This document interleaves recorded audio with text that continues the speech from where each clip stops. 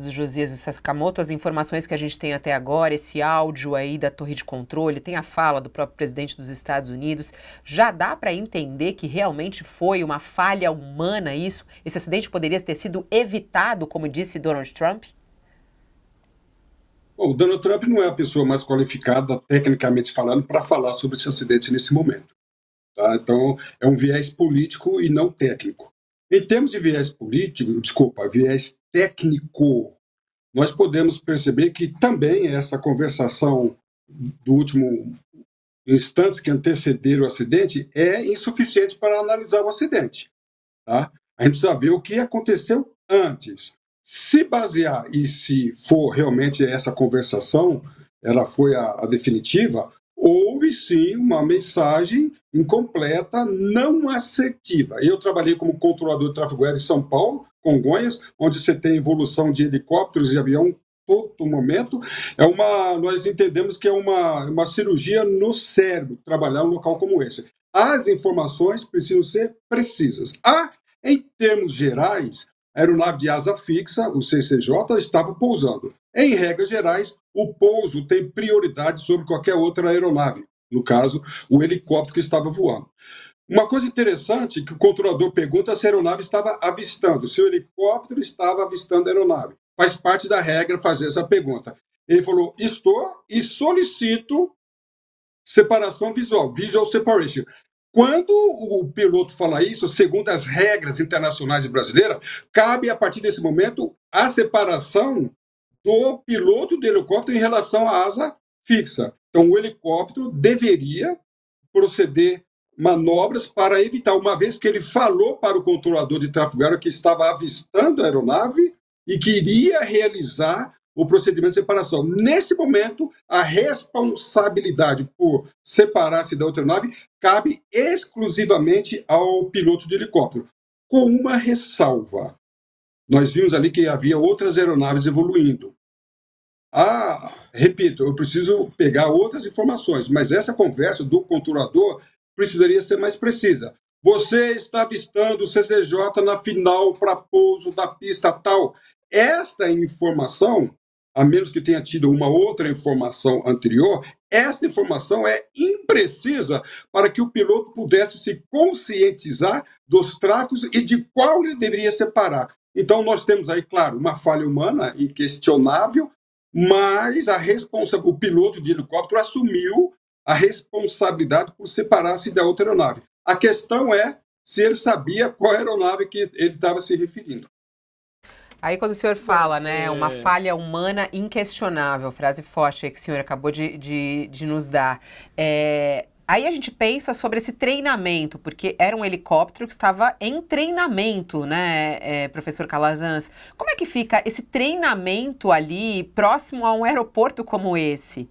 É isso? Como é que funciona? Esse tipo de treinamento, ele acontece realmente próximo ao aeroporto, próximo a aeronaves comerciais? A gente está falando de uma aeronave da American Airlines? Tudo indica que a aeronave estava em treinamento, mas não no aeroporto. Então é muito possível que você esteja a aeronave em treinamento, mas naquele momento ele não estava em treinamento naquele local. Ia fazer um voo e no treinamento precisaria cruzar o aeroporto. Na minha opinião, ele não estava em treinamento no aeroporto. Ele estava numa operação de treinamento de um local para outro e na sua trajetória incluía cruzar o aeroporto. Com certeza não estava com treinamento no aeroporto. Professor, quando o controlador pergunta ao piloto do helicóptero se ele está avistando uma aeronave, fica a impressão de que a coisa já tinha desandado, né? Que o piloto de helicóptero não deveria estar avistando aquela aeronave, né? Porque o risco de colisão era já premente, né? O que eu queria saber do senhor no controle de tráfego aéreo, qual é o controle efetivo que o controlador tem sobre o percurso das duas aeronaves? No caso como esse, ele tinha como antever, bem antes da colisão, que essas duas aeronaves poderiam se encontrar e ele teria elementos para evitar essa colisão? Com certeza ele tinha todos os elementos e esta pergunta não se baseia em certeza. Essa pergunta faz parte de um procedimento técnico quando a aeronave vai cruzar o aeroporto e tem ali o tráfego essencial, e esse tráfego, o avião de asa fixa, a aeronave de asa fixa, estava pousando. Então, nesse momento, a trajetória do helicóptero ia conflitar com a do avião em pouso. Tá? Então, e o que acontece? Nesse caso, o helicóptero precisaria cruzar o aeroporto e ter a autorização do controle de tráfego aéreo. É um procedimento regulamentar que, nesses momentos, o controlador tem que ter a real certeza de que o helicóptero esteja vendo o avião em pouso. Para se certificar, é feita essa pergunta. Então, essa pergunta não é uma pergunta que causa dúvida em relação ao controle. Olha, você vai cruzar o aeroporto, contudo, tem uma aeronave pousando. Você está vendo essa aeronave?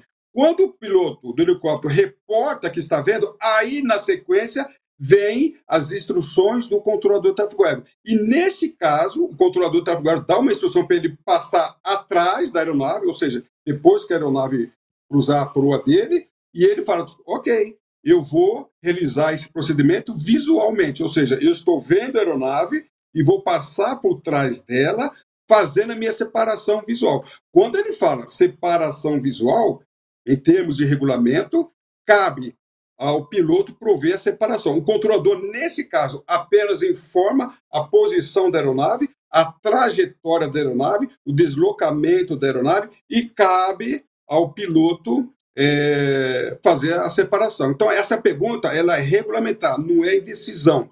Contudo, eu repito, eu não vi o que foi falado antes. As informações do controlador de tráfego aéreo em relação à aeronave que está pousando, ela é fraca. Então, você avista o CCJ que está pousando? O que é CCJ? É o tipo de aeronave. No escuro você não vê o tipo de aeronave, você vê luzinha. Então, eu espero que o controlador de tráfego aéreo tenha dado informações mais precisas. O senhor está avistando uma aeronave pousando na pista, tal, na final para pouso? E essa precisão é que eu não vi do controlador de tráfego aéreo, e aí pode ser que o piloto de helicóptero tenha confundido essa aeronave com uma outra, e aí a imprecisão do controlador de tráfego aéreo pode ter contribuído também para esse acidente. Daniel, bom dia. Quem é que faz, que num caso como esse, né, pela sua experiência, porque é o seguinte, o Departamento de Controle de Tráfego Aéreo nos Estados Unidos está subordinado ao Departamento de Transportes, né, que é uma instância civil. Mas a gente tem aqui um choque de um Black Hawk, que é uma aeronave militar dos Estados Unidos, com uma aeronave de transporte de civis. Primeiro, quem é que cuida da investigação? Segundo, os militares podem chamar para si essa investigação por conta da presença de uma aeronave militar? Pode haver algum choque entre isso ou vai ser totalmente civil, não tenha dúvida nenhuma, a análise das caixas pretas, ou por conta de ser militar, por conta de ser uma aeronave de grande interesse dos Estados Unidos, uma aeronave militar, pode haver algum choque, o Exército pode chamar para si parte da investigação? Em tese, envolvendo a aeronave civil, nós teríamos o NTSB. Em se tratando de aeronave militar, por exemplo, aqui no Brasil, quando se trata de acidente de aeronave militar, a investigação é sigilosa, né? Eu acredito que nos Estados Unidos, nesse caso, vai ter um conflito de interesse e nós vamos ver uma grande discussão, principalmente políticos, querendo investigar em termos civis, de uma forma bem pública, né, publicitada, e, por outro lado, o Exército invocando uma investigação sigilosa. Esse conflito ele vai ser presente, principalmente se tratando de objetivos políticos. Então, nós teremos essa discussão. Se acontece, por exemplo, um choque de uma aeronave do Exército, vamos pegar no Rio de Janeiro, onde tem muito efetivo do militar, você tem um choque de uma aeronave do Exército no Rio de Janeiro, um helicóptero, por exemplo, com uma aeronave que está saindo do Santos Dumont, lá na Baía de Guanabara. Isso aí ficaria inteiro com uma investigação civil ou aqui também os militares puxariam para si essa investigação? Bom, no Brasil é só o militar que faz, é só o CENIPA que faz a investigação técnica. Então, Já está resolvido isso. Nenhum outro órgão no Brasil faz investigação. A questão é saber se ela seria uma investigação aberta ou fechada. Por se tratar de um avião militar, eles iam invocar a segurança nacional, segredo militar, e ia fazer uma investigação fechada. É assim que eu entendo. Mas no Brasil, é o CENIPA, feita pela Força Aérea Brasileira. Seria militar. A questão é saber se ia ser aberta ou sigilosa. Essa é a questão. E eu repito, em se tratando de militares, iam invocar segurança nacional e assim por diante. Tem uma discussão que está todo mundo trazendo, inclusive na imprensa americana neste momento, né? Os especialistas estão analisando esse acidente que está chamando a atenção de como que isso pode ter acontecido. E aí eu acho que é muito interessante até trazer para a nossa audiência aqui no Brasil a diferença que existe nesse controle aéreo lá dos Estados Unidos com o Brasil. Lá há frequências diferentes, né? De comando, inclusive. A capital americana ela é conhecida justamente por ter um sistema de espaço aéreo que é considerado até sofisticado, não sei, o senhor pode me corrigir caso eu esteja falando besteira aqui, mas há duas frequências de rádio para comunicação, uma para helicópteros e outra para as demais aeronaves. Isso sempre foi visto ali como algo bom e agora pode ter sido um problema? Como é que o senhor vê essa questão das duas frequências? E até o que alguns estão falando, usando um termo que chama a atenção, que os pilotos podem ter perdido consciência situacional. Consciência situacional, né? Diante dessas duas frequências. Queria que o senhor explicasse para a gente essa sofisticação que existe lá, se é realmente uma sofisticação ou se isso foi um problema. Aqui no Brasil nós temos isso. Eu operei 10 anos em São Paulo, Congonhas. São Paulo, Congonhas, nós temos isso. Nós temos no mesmo espaço aéreo duas frequências. Uma frequência para a torre de controle e a outra frequência para helicóptero, a região do helicóptero. No entanto, precisamos corrigir. No momento que a aeronave está cruzando o aeroporto aí, ela está na mesma frequência. Então, Congonhas, você tem ali a área adjacente de Congonhas, nós temos frequências diferentes, frequência para helicóptero e frequência para avião. Mas no momento em que o helicóptero vai cruzar ou interferir com uma aeronave de asa fixa, eles estão na mesma frequência. Então, nesse caso, aí no aeroporto dos Estados Unidos, as duas aeronaves estavam na mesma frequência. Então, esse problema, isto não foi o problema. A consciência situacional é quando o piloto não tem consciência da situação pelo qual ele está passando. E eu acredito que isso tenha acontecido. Então, quando foi informado para separar da aeronave que estava pousando, é possível que ele tenha se confundido com uma outra aeronave. Então, ao invés dele se referir à aeronave que estava pousando, nós vimos que tinha outras aeronaves evoluindo, pode ser que ele tenha perdido a consciência situacional. Ou seja, ele não estava consciente e ciente da situação pela qual ele estava passando. E como é que acontece isso? Só é muito interessante esse termo. Já te passo aí, Josias. Ele falou sobre essa questão da consciência. Ele falou, ele não estava ciente. É um termo utilizado muito na aviação? Explica pra gente um pouco mais sobre o que é isso. A consciência situacional cabe quando o piloto ele está sabendo tudo o que está acontecendo ao seu redor. Então, eu estou voando aqui, né, numa determinada região, então eu estou vendo um avião pousando, eu estou vendo outro decolando, ou seja, ele está ciente, consciente de tudo o que está acontecendo. Como ele bateu no avião, alguma coisa estranha aconteceu. Então, a pergunta é, ele estava ciente da aeronave que está pousando, do seu tamanho, do seu deslocamento? Então, tudo indica que, embora ele falou para o piloto que estava ciente, quando ele fala para o piloto, eu estou vendo a aeronave. A pergunta que eu faço, a aeronave que ele estava vendo, era realmente aquele aeronave que estava pousando? Ele estava ciente? Eu tenho para mim que ele não estava ciente daquela aeronave. Então, em relação ao conhecimento daquela aeronave, ele perdeu a consciência. Então, ele estava voando, mas não estava ciente de tudo que estava acontecendo ali naquele momento. Em relação àquela aeronave, né, ele não viu a aeronave, bateu. Então, ele não estava ciente daquela aeronave.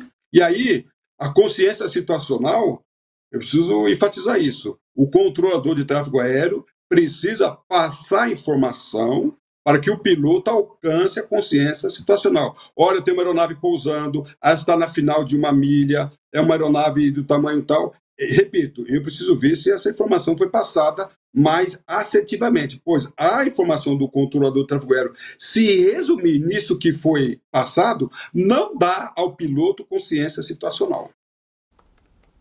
Calazans, parece haver um consenso, ou pelo menos a sua opinião converge com a daqueles que enxergam aqui um possível erro humano. Parece ter havido um erro humano, dadas as características do acidente. A investigação vai dizer de quem foi o erro, se do controlador, se do piloto do helicóptero. Mas o que eu queria saber é, à luz de tudo que já sabemos, as imagens que foram divulgadas, o áudio que é incompleto, mas mostra ali um pedaço, um fragmento da cena, à luz de tudo isso, dá para dizer que este foi um acidente decorrente de um erro primário?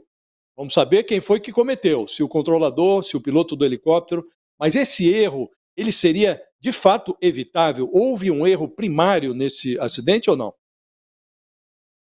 Olha, é muito cedo para falar, mas a minha experiência como controlador de tráfego aéreo e como piloto, eu posso garantir que foi um erro primário, foi um erro banal, que podia facilmente ter sido evitado. Em princípio, tá? Repito, a gente colocar a culpa agora é complicado, mas a conduta do piloto contribuiu de uma forma significativa para o acidente. A conduta do piloto contribuiu. E precisamos ver se o controlador de tráfego aéreo contribuiu ou até que ponto ele contribuiu. Mas colisão e voo em condições plenamente visuais, tá? O céu estava claro, embora fosse um período noturno que reduz a visibilidade, mas eu posso, como uma experiência de 40 anos na aviação, 30 anos como controlador, foi sim um erro banal. Olha,